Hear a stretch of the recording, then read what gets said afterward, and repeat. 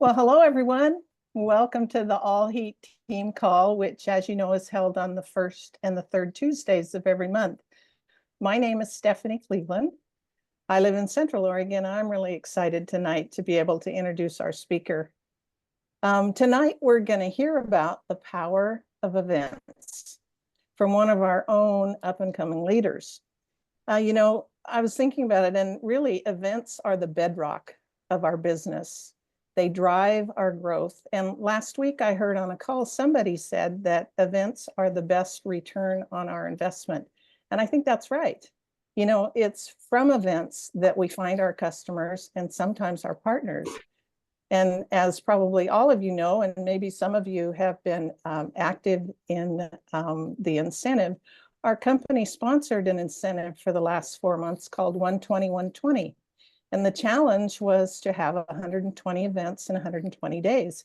And we were so successful as a company that we reached that 120 events quickly. And the 120 events was changed to 1,200 events. So I know that our speaker tonight has been actively engaged in that incentive. And I look forward to seeing her and many other people celebrated at conference, which is only 9 days away. And they're gonna announce the results of that challenge. So let's get ready to learn from somebody who loves events. So let me introduce her. I've known Debbie Blair for many years. Debbie has been married to her husband, Chris, for 38 years and has 2 grown sons. She and her husband pastor the Abundant Life Church in Grass Valley, California, and do mission work together in Tanzania.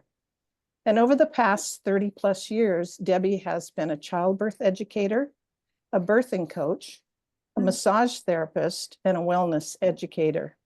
She was a new massage therapist when she first heard about Juice Plus almost 14 years ago, struggling to figure out how to help her family be healthier. Juice Plus was the answer to more than just their health issues. It became a way to help put their sons through college and will be a part of their retirement. Debbie is determined to walk the stage as a national marketing director, no matter how long it takes. And I have every confidence that she will. One of the things I love the most about her is her love of people and her love of mission. So Debbie, I'm going to turn it over to you. Thank you, Stephanie, so much. And I need to update that. It's been over 18 years now. Can't believe it's been that long since I was first introduced to this amazing product. So thank you for having me tonight. I'm going to share my screen really quick. We're going to be talking about the power of events. And this is actually an event that I did at the Oregon Regional. And there we go.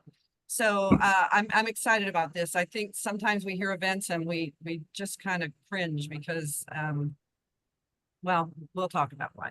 So how many of you were told from day one that events are important? I mean, probably most of us. Now hang on, it's not working here. Okay, how many of you do events regularly? I mean, we're supposed to be filling our calendar all the time, but how many of us actually do that regularly? How many of us enjoy doing events? That is another big thing. We should be, but often it's just stressful. How many of you get frustrated trying to get guests to show up? You have an event and people who said they're coming don't, or nobody shows, which happens occasionally. So we need to ask ourselves why. Why would someone attend or not attend? What are they looking for? And we'll talk a little bit later on about what brings you to events. What are the things you're looking for? So what are people looking for? Is it healthier food options where you could do a salad in a jar or a taste of the shred? Programs or events like that. Are they looking to overcome health challenges where you could invite them to a watch party to hear a doctor speak on a particular challenge that they might be facing? To improve their kids' health. We have such a great program in the Healthy Starts that it would be awesome to get in front of these young moms and their kids and do those fun events that inspire kids to try to be healthier and these mamas to do better. Food sovereignty. So many people are talking about food sovereignty and just healthier foods, cleaner foods, and that's a great time to do a tower garden party. Ways to save time or money.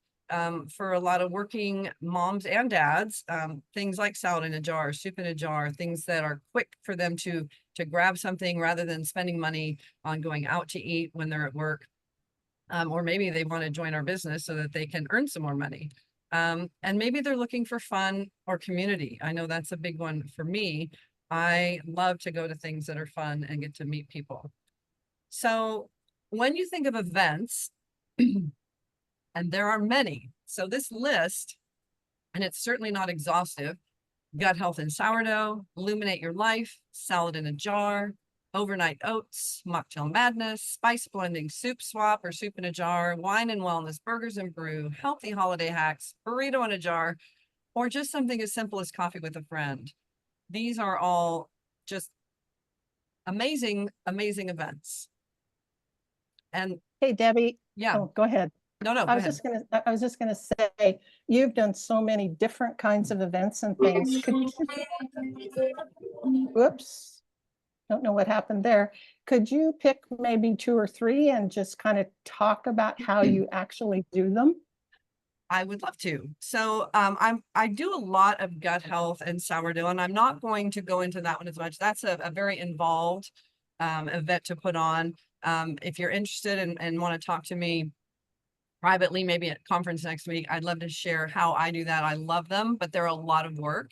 But there are some others that are a little bit easier to do that are very successful. And three in particular, as we're going into the fall. I love salad in a jar, especially through the summer. But once we're getting into the fall, I like to switch over to soup in a jar, where I have 3 or 4 recipes that I send out to my guests. And the way I run it is I always have everything for each of the soups that I'm sending out to them. And then I tell them, whatever soups you'd like to make when you come to the event, this is what you would need to bring for each one. And so however many you want to make, then just go ahead and bring your jars and come. And so I show them how to make each one. Some people choose to just come and watch. Others bring their ingredients in their jars and they make them right there. And then I usually go ahead and make them up so they can taste them. And I try to have my tower there because some of the recipes call for fresh greens, and I just go pick off the tower and I incorporate those into the soups. And so that's a good way to talk about our tower garden. I also, at all my events, I always have dessert. I have a little treat of some kind, and it's almost always the protein balls, our complete protein balls, because that gives me an opportunity also to talk about our complete. And I mentioned that not only can you use them for the complete balls, but you can do muffins and you can do pancakes and you can do nice cream. And so it gives me an opportunity to talk about all of those things. So I love soup in a jar. Another thing that's great as we're getting closer to the holidays and looking at something people could do as a Christmas gift is spice blending. This is a really fun event where I have the recipes for a bunch of different blends of spices. For instance, one of them is like a Southwest mix, or there's a Cajun one. There's one to make your own salad dressing, ranch salad dressing. Anyway, and so that one, I usually do ask them to pick 1 or 2 that they want to make. I provide the ingredients. I go to a bulk place where I can buy bulk spices. And then they come and I will tell them that if they have their own little jars, whatever jars they want to do in, but I also have jars that they can purchase there, and cute little labels that we can put on. So that's just a fun way for people to make up some gifts, or if they just want them for themselves. The other one that I really enjoy is our healthy holiday hacks. And that is one that I usually do in either late November or early December. And it's all around fun treats and mocktails for the holidays. And so I usually have it in my home where my Christmas tree is decorated, and I make up a lot of different fun treats. Like I will do chocolate peppermint protein balls, or I will do the vanilla coconut and roll them in like a snowball, roll them in coconut. I do the, oh, what is it? The mistletoe mocktail, and there's a cranberry mocktail. And I like to make cute little, well, what do you call them? Things you put in the drinks that, frozen cranberries, and I cut little limes into wedges to look like little Christmas trees, and I put them on toothpicks and freeze them. And then I put them in the drinks. I just go to the dollar store and get the stemmed plastic glasses because they look a little more festive. I don't have enough glass ones for a big party, but and then I do the cashew eggnog, which is a fun thing to do. It tastes amazingly like eggnog. It's really good. So just all kinds of ideas for treats that they can do for their own parties. Oh, and I found this amazing truffle recipe that's tahini and dates and almond flour. And then you dip it, you make it into balls and dip it in dark chocolate and sprinkle sea salt, and they're just absolutely lovely. So those are some of my favorite ones as we're moving into fall and the holidays, but there are just no end to all of the different ones that you can do. And so when you're thinking of events, you really need to be thinking connections and conversation. That is really what it's all about. We're told from the time we entered into this amazing mission that it's all about conversations. It's about the next person you talk to, and we never know who that next person is going to be. That could be that amazing person that takes off and does incredible things for us and with us. So think of it as, rather than, oh, I have to do an event, think of it, oh, I get to connect with people and I get to have conversations with them.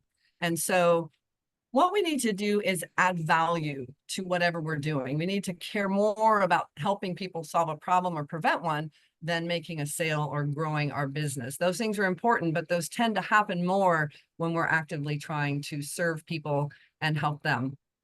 And so what is their pain point? Is it around health or finances or both? Until you know that, you're not going to be able to really help them.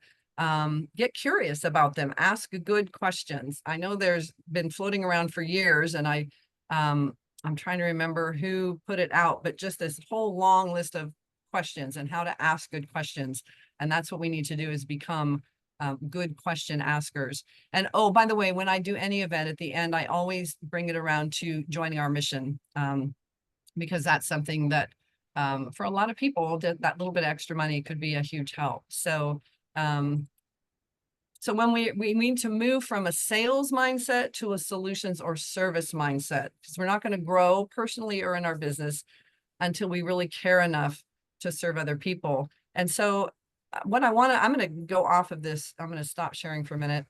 And I want to ask, when you are invited to an event, and not a Juice Plus event, but how many of you get invited to events a lot? Just things pop up, and or you'll be on Facebook maybe and see an event in your area that's coming up. What makes you decide to attend an event? If you want, we have plenty of time. If you want, you can come off of mute and say, what is it that gets you to an event? I'll tell you my three, just to get you started. I want to learn something new. Maybe something pops up and I go, oh, I've always wanted to learn how to do that. I'm gonna go and I'm gonna do that. Or maybe it's, oh, I have this problem that I need to fix, and there's something that you can go to help you figure out how to fix that problem. But the big one for me is I want to have fun. I want to go, I want to meet people, and I want to have a good time. And so when you're planning your events, we need to think about that. Why would someone come to your event? What is it you're offering? And when you are offering something, you need to go, okay, if I am reaching out to young moms, then I really need to be offering something that's going to add value to their lives, generally around their children, or maybe it's around their self-care, whatever that is. Anybody else have any things that really get you to an event? What makes you want to go or I not? think you said the two for me, the learning something new and fun. Those are the Okay. two. Okay. Maybe a good question would be, what makes you not want to go to an event? I think fun. Is it something I really want to do? And how far is it? The distance, I think, sometimes is a factor for people. That's a good point. That can be, yes. And so sometimes if things are a long ways away, if we can do things on Zoom, so people don't have to leave their homes, we want to get people together in person if we can. Obviously, those are the most impactful times together. But we learned through COVID that meeting online works as well, and that sometimes we need to do that. I've done that with my sourdough class, and it was fun that people just kind of followed along. And I actually, Steph and I were talking, I had moved to a new community here. And I know Heidi has kind of felt that pain of moving to a new state and not knowing very many people. And so I have been trying to get out in the community. And so I joined the Chamber of Commerce and I joined a Facebook group called Biz Miss. It's a bunch of mostly younger women who are entrepreneurs. And I'm meeting some wonderful gals. And I kind of put a little bit of a twist on my sourdough class, the first one I did here. I decided because I didn't have I wasn't sure how to get people to my house and I wanted to do it out in the community. So there's a place called the Briar Patch here, which is a kind of like a Whole Foods, but it has a community room that's only $20 an hour to rent. So I rented it. I joined the chamber because they would put my event out on their 2,000 people email blast. Unfortunately, it was just the week before, and I don't think it was as effective as it could have been if I had been there a little sooner, but just getting into the community and wanting to jump right in. And so rather than having people come and actually make bread that day, because they didn't have a kitchen for me to use, I just demonstrated the whole thing. I did the same presentation, but without them actually participating. And then I invited them to sign up if they wanted to come to a smaller class and learn how to do it on their own. And so I've had 2 classes so far. I think I had 5 at the first one and 6 at the second one. I have another one coming up next week, or week after. And so, but the word's starting to spread. So they're telling their friends and their family. And so just getting out, I went to a chamber mixer, met some people, made some connections. I've connected with the gal who runs an Airbnb, and she may start offering my sourdough classes to all of the Airbnb folks who come through that. It's a bigger complex for Airbnb. So you have to get creative, especially when you're moving outside of your normal group of people and contacts, but it's nice because it's a whole new market. So anybody have any questions about, I mean, to me, it's just do it. Just find something that you enjoy and do it. And if you get, I know for some people, and you may or may not feel this way, some of the events, it seems like there's a lot of moving parts, which is another reason sometimes just to do the demo. Well, let's say salad in a jar. Some people get intimidated by, how do I know, who to invite, how many are coming, how many people will show up and bring what they said they were going to bring. Will we have enough stuff? I mean, there's just a lot of anxiety that can come around an event like that. And so in that case, you could also just do a demo, tell people, just come, I'm going to show you how to do this. Then you can go home, and if you want, you can sign up and we can do a party for you and some friends in your home. So there are ways to get around some of those parties and events that seem like, wow, that's just a lot of moving parts, and I'm not too sure if I feel equipped to do that, especially when you're new at doing it. So. Hey, Debbie, can I ask a question? Sure. Hey, this is Beth. Hey, Beth. Good job. I love this topic and I love all the ideas. I'm curious, when you're doing the demo, do you talk about Juice Plus? Oh yeah, I do. Because when I do that, like when I did my sourdough demo, I always say it's gut health and sourdough. And because we're talking about gut health, we talk about not only the fact that the sourdough is good for the gut, but what else is good for gut health. And so then we go into, what's happening in the gut, what the gut needs to be healthy, the plant fibers, the plant nutrients. And then when we go to sample the bread, we have fun sampling. I always have a loaf that I've just baked. And then we have dessert. And so that's when I bring out the protein balls, and then we talk about the complete. And I always gets such a fun reaction when I have all the capsules in a little dish, and I'm showing them the different blends, and I ask how many do omegas, and a few people raise their hands, and where are you getting them from? Well, from fish oil. And so I'll take the capsule and talk about the omegas, and then I'll pop it in my mouth and bite into it, and the look on their face is just like horror, because I say, I bet none of you who do fish oil would do this. And so we talk about why you can do that, and the fact that it's not fish oil, it's algae and other wonderful plant seeds. So I always talk about Juice Plus at any of my events, because every event I do tends to be around some aspect of health. And as we know, there's no aspect of health that just Juice Plus won't help. So it's pretty easy to incorporate it, I find. Great. I do it in my events, but I've never done a demo, so I wasn't sure. Oh, And yeah. the other question I have is, how do you segue into Juice Plus when you're talking about the spices? Like all the rest of them I get, but I couldn't figure out, like, 'cause I was going to do a spice one last year and I was like, "Ah, I don't even know how to segue there." Yeah, that one is not as obvious, for sure. But basically, when I talk about using spices and that we're trying to use spices on our foods so that we're not using a lot of chemical and infused foods, the packaged and processed stuff, or buying spice blends that have other things in them that aren't good for us. And then segueing into talking about why is it so important to stay away from those chemicals and what does our body need then to be optimally healthy, and just kind of segue into it that way. But you're right, that one is not as obvious.